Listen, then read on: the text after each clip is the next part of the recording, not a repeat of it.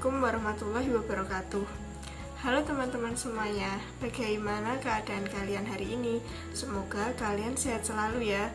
Perkenalkan, namaku Nuraini Rahmawati dari Prodi PKMI Fakultas Ilmu Tarbiyah dan Keguruan UIN Maulana Malik Ibrahim Malang.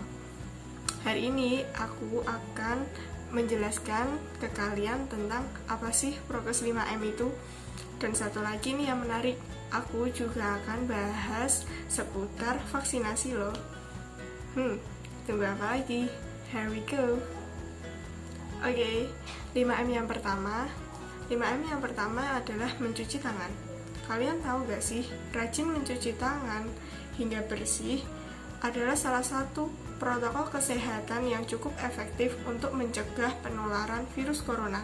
Untuk hasil yang maksimal, kita disarankan untuk mencuci tangan setidaknya selama 20 detik setiap beberapa kali sehari, terutama saat sebelum makan dan memasak, ya. Lalu setelah menggunakan kamar mandi dan setelah menutup hidung saat bersin dan batuk. Kenapa harus mencuci tangan ya? Karena ini upaya untuk membunuh virus dan kuman-kuman lainnya. Jangan lupa mencuci tangan menggunakan sabun dan air atau membersihkan tangan dengan alkohol dengan kandungan alkohol 60% sampai 70%. Oke, lanjut. 5M yang kedua yaitu memakai masker. Penggunaan masker dulu sebenarnya hanya disarankan atau direkomendasikan untuk orang sakit saja, tetapi setelah beberapa waktu WHO mengeluarkan kebijakan dan mengimbau agar semua orang baik yang sehat ataupun sakit agar menggunakan masker saat beraktivitas di luar rumah. Nah, imbauan terkait menggunakan masker di rumah jika terjadi kondisi tertentu. Yang pertama, jika terdapat anggota keluarga yang terjangkit COVID-19. Yang kedua, menunjukkan gejala terjangkit COVID-19. Yang ketiga, berada di ruangan yang sempit. Yang terakhir, tidak bisa menjaga jarak minimal 2 meter dengan orang lain. Kalian tahu gak sih, akhir-akhir ini pemerintah Indonesia menyarankan kita untuk memakai masker double untuk menghindarkan kita dari varian virus terbaru. Nah, sebaiknya jika kita akan keluar rumah atau bertemu dengan banyak orang, sangat dianjurkan untuk memakai masker double untuk perlindungan diri kita sendiri. Lanjut, 5M yang ketiga yaitu menjaga jarak. Protokol kesehatan lainnya yang perlu dipatuhi adalah menjaga jarak. Protokol kesehatan ini dimuat dalam keputusan Menkes RI dalam protokol kesehatan bagi masyarakat di tempat dan fasilitas umum untuk mencegah COVID-19. Di sana disebutkan menjaga jarak minimal 1 meter dengan orang lain untuk menghindari terkena droplets dari orang yang berbicara, batuk, atau bersin, serta menghindari kerumunan, keramaian, dan berdesakan. Bila tidak memungkinkan menjaga jarak, maka dapat dilakukan berbagai rekayasa administrasi dan teknis lainnya. Rekayasa administrasi dan teknis lainnya maksudnya apa sih? Rekayasa administrasi dapat berupa pembatasan jumlah orang, pengaturan jadwal, dan sebagainya. Sedangkan rekayasa teknis antara lain dapat berupa pembuatan partisi, pengaturan jalan masuk dan keluar, dan sebagainya, yang dibuat untuk membatasi kerumunan atau mengurangi kontak fisik dengan orang banyak. 5M yang keempat selanjutnya adalah menghindari kerumunan. Selain 3 hal tadi, menjauhi kerumunan merupakan protokol kesehatan yang harus dilakukan. Menurut Kementerian Kesehatan RI atau Kemenkes, masyarakat diminta untuk menjauhi kerumunan saat berada di luar rumah. Ingat, semakin banyak dan sering kalian bertemu orang, maka kemungkinan terjangkit COVID-19 semakin tinggi.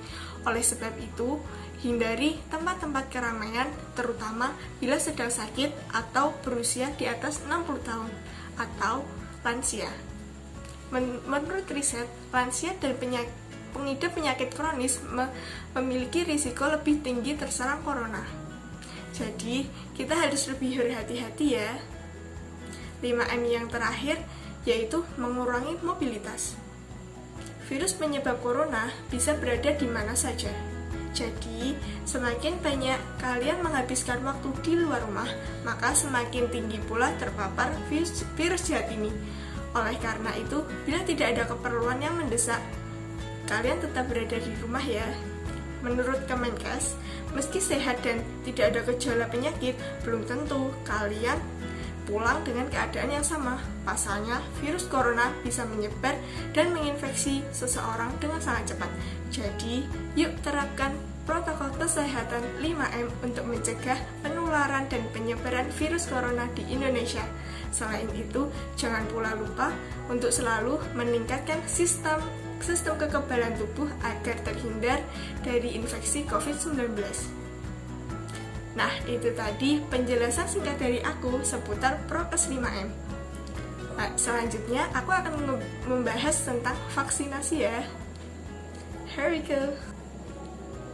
Sebenarnya kalian tahu gak sih apa pentingnya vaksin untuk saat ini?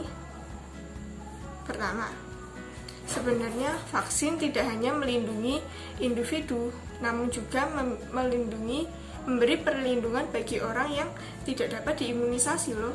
Contohnya, ada pada usia tertentu maupun orang dengan penyakit tertentu, vaksin tidak menimbulkan penyakit. Vaksin yang dipakai di masyarakat sudah dijamin keamanannya dan tidak menyebabkan efek samping yang berat. Selanjutnya, aku akan bahas tentang pengertian vaksin. Vaksin adalah produk biologi yang berisi antigen dan apabila diberikan kepada seseorang akan menimbulkan kekebalan spesifik secara aktif terhadap penyakit.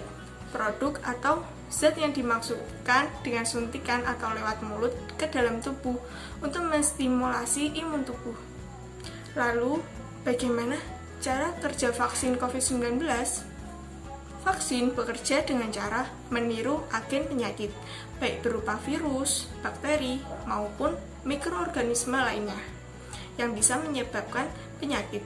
Dengan meniru, vaksin mengajarkan sistem kekebalan tubuh kita untuk secara spesifik bereaksi dengan cepat dan efektif melawan agen penyakit. Biasanya, hal tersebut dapat terjadi karena vaksin membawa agen penyakit yang sudah dilemahkan. Sistem kekebalan tubuh pun belajar dengan membangun memori tentang penyakit.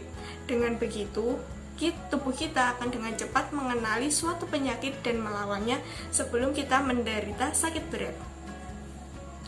Lalu, apakah vaksin COVID-19 aman? Ya, tentu aman. Meskipun pengembangan vaksin COVID-19 diupayakan berjalan secepat mungkin, vaksin tetap harus melalui serangkaian uji klinis yang ketat untuk membuktikan kesesuaiannya dengan standar internasional. Hanya vaksin yang dinilai telah memenuhi standar lah yang akan mendapatkan persetujuan WHO dan otoritas nasional. UNICEF hanya akan mengadakan dan menyuplai vaksin COVID-19 yang memenuhi kriteria keamanan dan efikasi yang ditetapkan oleh WHO serta yang telah mendapatkan persetujuan resmi dari otoritas nasional. Lalu, apakah vaksin COVID-19 juga efektif melawan varian virus baru? Menurut WHO, vaksin-vaksin yang sejauh ini telah disetujui penggunaannya diharapkan minimal dapat memberikan sebagian perlindungan terhadap varian virus baru. Para ahli di seluruh dunia terus mempelajari dampak varian baru terhadap perilaku virus, termasuk potensi dampaknya terhadap efektivitas vaksin COVID-19. Apabila vaksin-vaksin yang ada saat ini terbukti tidak terlalu efektif melawan satu atau lebih varian virus baru, komposisi kandungan vaksin dapat diubah untuk meningkatkan efektivitas perlindungannya. Pada masa mendatang, mungkin dibutuhkan perubahan terhadap vaksinasi, seperti pemberian dosis ulangan atau booster, ataupun pembaruan lainnya. Akan tetapi, untuk sementara waktu, yang terpenting adalah masyarakat mendapatkan vaksinasi dan tidak berhenti berupaya mencegah penularan seperti tetap menjaga jarak, mengenakan masker, berada di ruangan dengan sirkulasi udara yang baik, rajin mencuci tangan, dan segera menemui tenaga kesehatan jika mengalami gejala COVID-19. Mencegah penularan dapat membantu menekan virus corona bermutasi. Sebenarnya siapa yang berhak menerima vaksin terlebih dahulu sih? Dengan keterbatasan kapasitas produksi vaksin tahun ini, sehingga kebutuhan global tidak dapat dipenuhi seluruhnya, maka tidak semua orang dapat menerima vaksin pada waktu yang sama. Setiap negara harus mengidentifikasi populasi prioritas yang menurut rekomendasi WHO adalah tenaga kesehatan dan kelompok lain yang berisiko tinggi mengalami kematian akibat COVID-19 seperti lansia dan penderita penyakit tertentu. Pekerja esensial lain seperti guru dan pekerja sosial juga perlu diutamakan, diikuti dengan kelompok-kelompok lainnya sesuai dengan ketersediaan dosis vaksin. Nah, itu tadi sedikit penjelasan dari aku tentang vaksinasi. Aku harap teman-teman semua bisa mengerti dan semakin percaya diri untuk melakukan vaksin. Jadi, yuk segera vaksin agar pandemi juga segera berakhir. Thank you teman-teman yang udah menonton. Semoga sedikit penjelasan dari aku bisa membantu kalian semua. Terima kasih. Wassalamualaikum warahmatullahi wabarakatuh.